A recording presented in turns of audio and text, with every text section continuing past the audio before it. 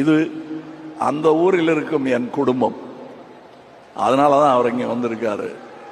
அதனால தான் நான் பேச்சை ஆரம்பிக்கும் பொழுது நான் உயிரே உறவே தமிழே என்று ஆரம்பித்தேன். அதில் தமிழிலிருந்து பிறந்தது தான் உங்கள் பாஷையும். அதனால் நீங்களும் அதில் உட்படுவீர்கள். ಕಮಲಾಸನ್ ಅವರು ಇತ್ತೀಚೆಗೆ ಕನ್ನಡಿಗರ ಬಗ್ಗೆ, ಕರ್ನಾಟಕದ ಬಗ್ಗೆ, ಕನ್ನಡಕ್ಕಿಂತ ತಮಿಳೇ ಶ್ರೇಷ್ಠ, ತಮಿಳು ಹುಟ್ಟಿದ ಮೇಲೆ ಕನ್ನಡ ಬಂದಿರುವಂಥದ್ದು ಅನೇಕ ಹೇಳಿಕೆಗಳನ್ನು ಕನ್ನಡದ ವಿರುದ್ಧ ಕೊಟ್ಟಿದ್ದಾರೆ.